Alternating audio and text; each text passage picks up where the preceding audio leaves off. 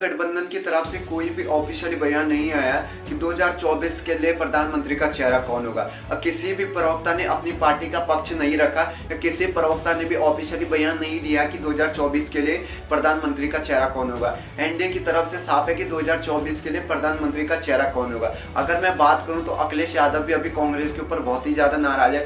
ये कांग्रेस के लोग बीजेपी से मिले हुए लोग हैं।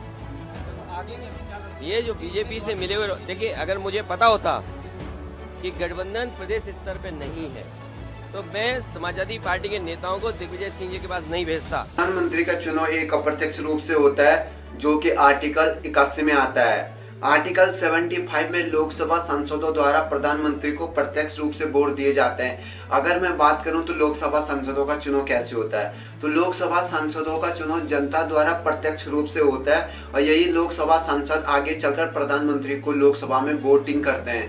अगर मैं बात करूं तो वर्तमान में भारत में लोकसभा सीटें कितनी है, तो भारत में वर्तमान में 545 लोकसभा सीटें, शायद 545 प्लस लोकसभा और बढ़ सकती है क्योंकि 2024 में इसके ऊपर 2023 में 4 जुलाई 2023 में इसके ऊपर वोटिंग हुई थी, तो 2024 में 545 से 570 के बीच में सीटें जा सकती। तो अगर मैं बात करूं तो वर्तमान में 545 ही लोकसभा सीटें जिसमें से 2 एंग्लो इंडियन है, जिसे बीजेपी ने 25 जनवरी 2020 को एंग्लो इंडियन को खत्म कर दिया था। संसद को 2 भागों में डिवाइड कर रखा, एक लोकसभा और एक राज्यसभा। अगर मैं बात करूं वर्तमान में भारत में 245 राज्यसभा सीट है।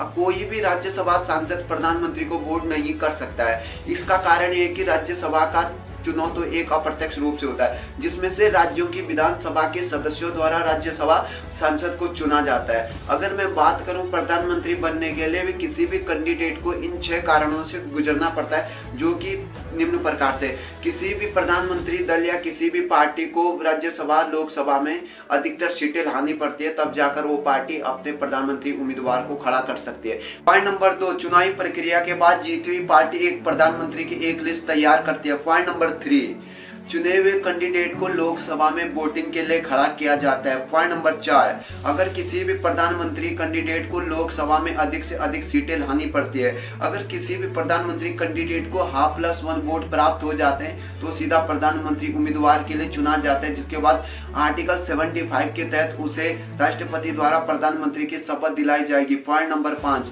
प्रधानमंत्री का चुनाव होने से पहले आर्टिकल 324 के तहत पूरे देश में 45 दिन की आचार संहिता लगाई जाती है। पॉइंट नंबर 5, त्रिमंडल या नया प्रधानमंत्री नहीं बन जाता है तब तक सारी शक्तियां आर्टिकल 75 के तहत राष्ट्रपति के पास होगी। आपके मन में एक क्वेश्चन आ रहा होगा कि आखिर राज्यसभा सांसद प्रधानमंत्री को वोट क्यों नहीं कर सकते हैं, तो इसका मुख्य कारण ये है कि राज्यसभा सांसद का चुनाव एक अप्रत्यक्ष रूप से होता है, बल्कि वहीं प्रधानमंत्री एक लोकसभा मेंबर होता है, तो जिसमें से प्रधानमंत्री को ज्यादातर बिल लोकसभा में पारित करने पड़ते हैं। और राज्यसभा का चुनाव तो राज्यों के सदस्यों के द्वारा चुना जाता है।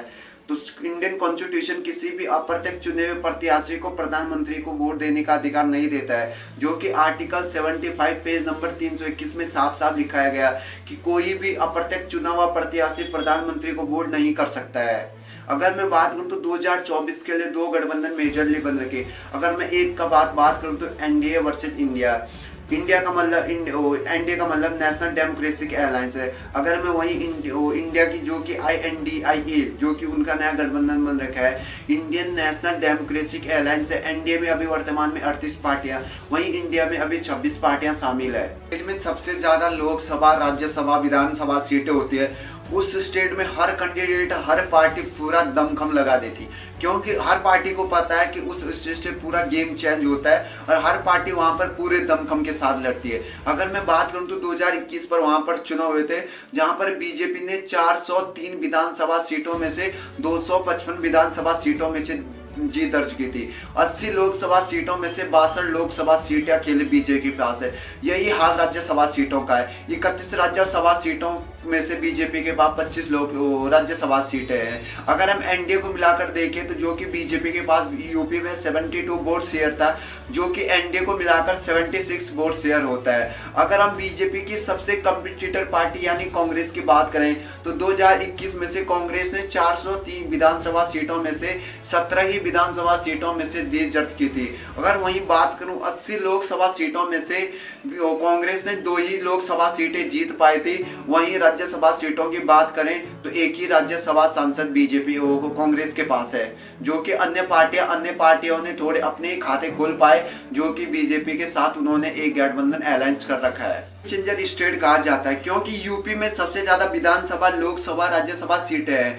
अगर हम इसी फिगर को महाराष्ट्र में लेके चले तो जहां पर सेकंड सबसे ज्यादा विधानसभा, लोकसभा, राज्यसभा सीट है। अगर मैं बात करूं तो महाराष्ट्र में 288 विधानसभा सीटें, 48 लोकसभा सीटें और 31 राज्यसभा सीटें हैं। जहां पर अभी वर्तमान में सरकार एकनाथ शिंदे की है। 27 जून 2022 को एकनाथ शिंदे ने महाराष्ट्र मुख्यमंत्री बनने की शपथ ली थी। उससे पहले वहां की सरकार उद्धव ठाकरे की थी। एकनाथ शिंदे जैसी सत्ता में आए, उन्होंने बीजेपी के साथ एक अच्छा गठबंधन कर लिया। अगर हम इसी फिगर को पश्चिम बंगाल में लेके चले, जहां पर थर्ड सबसे ज्यादा विधानसभा, लोकसभा, राज्यसभा सीट है। अगर मैं बात करूं तो 295 विधानसभा सीटें, 42 लोकसभा सीटें और 16 राज्यसभा सीटें, जहां पर अभी सरकार ममता बनर्जी की, जो कि उनकी पार्टी टीएमसी, 2 जून 1998 से पहले ये कांग्रेस की सदस्य थी। जिसके बाद 8 जून को 1998 को उन्होंने पार्टी छोड़ी, जिसके बाद इन्होंने 8 जून 1998 को एक अपनी पार्टी की स्थापना की और पश्चिम बंगाल में 3 बार मुख्यमंत्री भी बन चुकी है। किसी भी पार्टी या किसी भी विपक्ष को सत्ता में आने के लिए आप +1 वोट लाने की आवश्यकता होती, तब जाकर वो पार्टी सत्ता में आ सकती है। इस वीडियो को देखकर आपको 100% प्रूफ हो जाएगा कि 2024 में प्रधानमंत्री कौन बनने जा रहा है। आखिर बीजेपी और कांग्रेस को कितनी सीटें मिल सकती है या एनडीए वर्सेज इंडिया को कितनी सीटें मिल सकती है, तो चलिए जानते हैं। बात करते हैं बिहार की, जहां पर 40 लोकसभा सीटें हैं। तो 40 लोकसभा सीटें में से बीजेपी को 22 से 24 लोकसभा सीटें मिल सकती है। वहीं कांग्रेस को 16 से 18 लोकसभा सीटें मिल सकती है।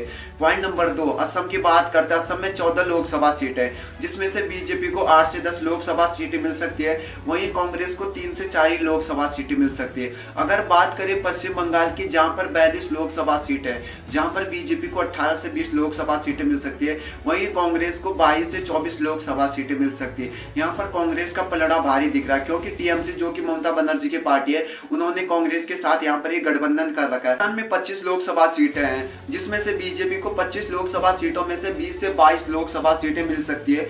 वहीं कांग्रेस को 3 से 4 लोकसभा सीटें मिल सकती है। ये हैरान करने वाला नंबर है, क्योंकि कांग्रेस की सरकार राजस्थान में, जो वहाँ के मुख्यमंत्री अशोक गहलोत, अभी वहाँ पर वर्तमान में 2023 में चुनाव होना है। और वहाँ पर द टाइम्स ऑफ इंडिया ने एक रिपोर्ट पब्लिश की थी, जहां पर बीजेपी के चांस आने के 99% है।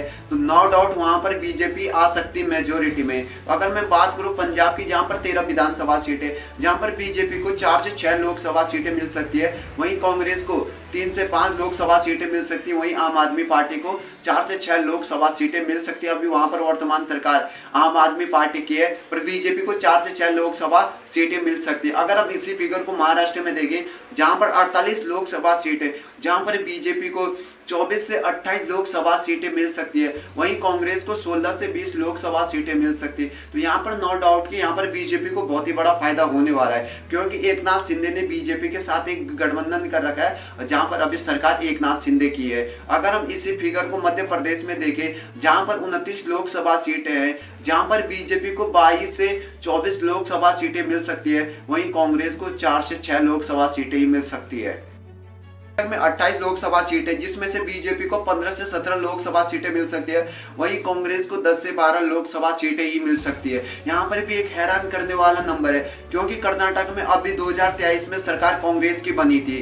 तो यहाँ पर बीजेपी को 15 से 17 लोकसभा सीटें मिल सकती है। अगर मैं बात करूं गुजरात की, जहां पर 26 लोकसभा सीटें, जहां पर बीजेपी को 26 की 26 लोकसभा सीटें मिल सकती है। यहां पर कोई भी विपक्ष अपना खाता तक नहीं खोल सकता है। तो गुजरात की जनता ने ठान रखा कि 26 की लोकसभा सीटें सीधे बीजेपी के खाते में जाने वाली है। ये हैरान करने वाली बात है कि कांग्रेस को एक भी सीट यहाँ पर मिलने वाली नहीं है, या आम आदमी पार्टी को एक भी सीट, लोकसभा सीट नहीं मिलने वाली है। बात करूं बीजेपी का दबदबा हर स्टेट में दिख रहा है। बीजेपी का दबदबा उस स्टेट में भी दिख रहा है जिस जिस स्टेट में बीजेपी की सरकार नहीं है, बीजेपी सत्ता में नहीं है, तो अगर मैं बात करूं तो 2024 में बीजेपी को अच्छी खासी सीटें मिल सकती है।